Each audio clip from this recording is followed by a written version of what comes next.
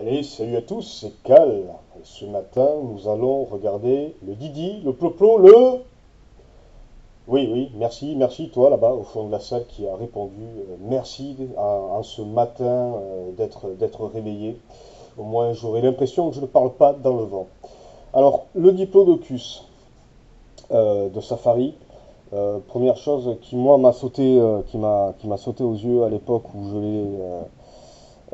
je l'ai aperçu, hein, quand j'ai appris sa date de sortie, c'est le choix audacieux euh, et pertinent finalement du choix de couleur. Il est il est bleu clair, hein, euh, bleu turquoise, même limite, j'ai envie de dire. Et c'était pas un choix qui était évident à faire parce que c'est pas une couleur qu'on a l'habitude de voir fréquemment. Euh, Niveau esthétique général, c'est certainement, bon, il est sorti il n'y a pas longtemps, donc c'est certainement l'un des diplodocus les plus scientifiquement corrects au niveau morphologie et au niveau proportion. La tête est super, la tête est super, alors, attendez, je vais essayer de vous le montrer un peu mieux, voilà. La tête est super petite, mais elle est quand même super bien sculptée dans le sens où sur certaines parties, on a des os du crâne qui ressortent bien. L'avant du museau est bien respecté par rapport au vrai crâne du Diplodocus. Euh, et au niveau proportion, là aussi, le crâne est bien respecté parce qu'on sait que c'est un animal qui, par rapport à son corps, avait une tête qui était vraiment petite, quoi. Quand on le regarde de face comme ça, je trouve que la pose est plutôt dynamique. On a l'impression qu'il part un petit peu sur la droite. Alors c'est pas une impression, je sais pas si je pense pas que ce soit un défaut de fabrication parce qu'il a vraiment la patte avant qui part. Ouais, enfin, il est vraiment dans une démarche il est vraiment dans une pose dynamique, donc il est en train de marcher, quoi. Donc c'est pour ça que la patte avant est plus avancée que l'autre. Et donc ça donne l'impression qu'il part un petit peu sur le côté. Mais c'est honnêtement pas gênant, quoi. C'est honnêtement pas gênant. Si elle le regarde comme ça, un petit peu de profil, là aussi je trouve que c'est plutôt bien respecté. Au niveau des détails, c'est peut-être pas celui qui est le plus détaillé, mais bon, on voit quand même les détails de l'omoplate ici, les détails de la musculature sur la jambe. Là, on a le détail de la hanche qui ressort bien. Quand on regarde de dessous, on voit que au niveau du ventre, on a un petit bidou là, hein, un petit ventre, donc c'est plutôt bien réussi. Il y a de jolies nervures, des plissures au niveau des muscles.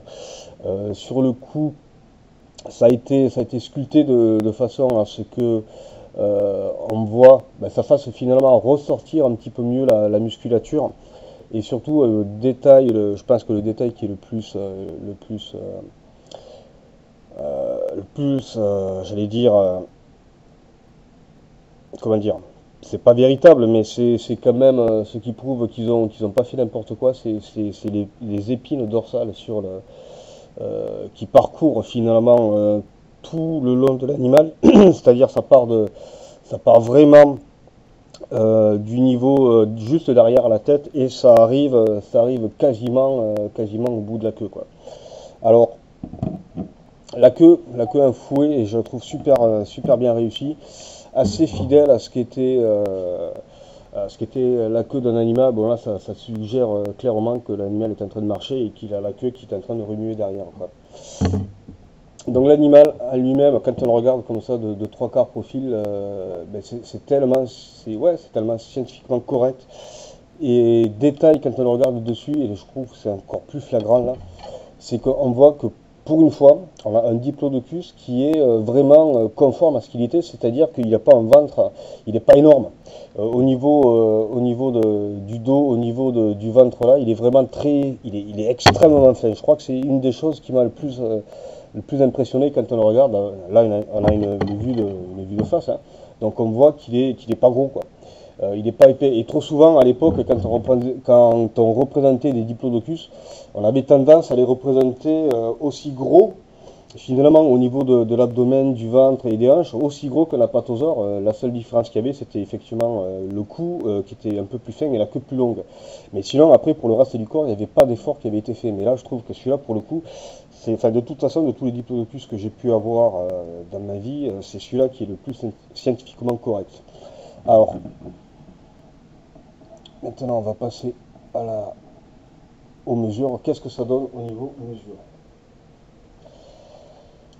Alors, on est en hauteur, au niveau de la tête, hein, la partie la plus haute, ça fait du 12,5. Et en longueur, bon, si on ne va pas déplier la queue complètement, hein, mais en longueur, on est à 45 cm. Donc c'est une belle bête. Oui, petit détail que j'ai oublié de vous préciser, c'est au niveau des pieds. La sculpture des pieds est bien fidèle. Les ongles ont été sculptés individuellement. Et les pattes avant aussi sont fidèles à ce qu'était l'animal, c'est-à-dire que ça ressemble à une patte d'éléphant et il n'y a que sur le côté finalement, voilà, là sur le côté, il y a la griffe qui ressort. Donc au niveau sculpture, il a été pensé, il est conforme, j'ai envie de dire, dans les quasi moindres détails, quoi. Il n'a pas des pattes énormes, surmusclées. Je pense qu'il a vraiment tout ce qu'il faut où il faut. Et même si la couleur au début peut pas, je ne vais pas dire rebuter, mais interroger, le choix de Safari a été tellement judicieux qu'une fois en main, c'est vraiment une très belle pièce et honnêtement, je vous la conseille vivement. Allez, à la prochaine, ciao!